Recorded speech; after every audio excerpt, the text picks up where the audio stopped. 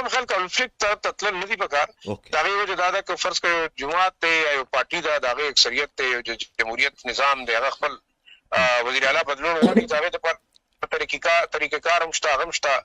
د ګورنر صاحب چې کوم د استعفې منظورول نه منظورول او د سټ چې دی یو د سټ یو شان دی بل شان دا باندې دي په خپل کې اګیڅ دا مسله نن نه سبا حل شي یا به د عدالت په ترو حل شي یا به همدغه سیاسي جماعتونو خپل وکینی مسایل په حل کې. خو اصل مسله د صوبې د گورننس ته، د صوبې د مسایلو ده، د صوبې د لاین اورډر ده.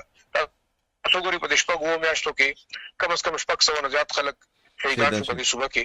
ترهګري، دهشتګردي زیاته ده، د کراس بورډر 280. تاسو ګورئ تاسو وایي کنه افغانستان سره زموږ د معاملات نور خراب شو تقریبا، او دا پیل ځل د دې نه مخکې هم داسې حالات راتل، ګیلې به معنی به په بارډر باندې بچتا ډز ډوزو چک پوسټ یا اخوا جوړ شوی یا دغه جوړ شوی. خو دې حد پورې دا معاملات نو خراب شوي. په دې کې زه ګڼم چې د افغان طالبانو خپل هټ درمین ده او د پاکستان یو ریډ لاین دی، هغه د هندستان.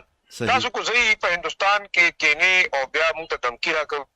یو خبره، دویمه خبره دا چې خپل لویانه بیانول چې موږ روس ته شکست ورکو، موږ امریکای ته شکست ورکو. په دې کې د روس او د امریکای د شکست ټول چې کوم حالات یا ټول دنیا ته پته ده او دې ته پته ده، او چې کریډټ کېته غالبا پاکستان د ریاست او د پاکستان د سپورټ بغیر یو څه هم نشو کېږي. صحیح. اوس راغلم چې په کشمیر باندې چې کوم خبره وشو، بل کوم طریقې سره امیر خان متقی صاحب چې کوم دی هغه یو طرف ته د پاکستان سره د تعلقاتو خبرم کوي، د یووالي هم کوي، بیا زموږ د سیاسي معاملاتو کې خبره کوي، زموږ په فوج باندې ډسکشن کوي. دا څه کار چې دی پالیسی په ټوله موږ لپاره افغان طالبان جوړي او هغه هم امیر خان متقی صاحب جوړي. نو په خیال کې یو آزاد ملک ته د هغې خپل کار وکړي.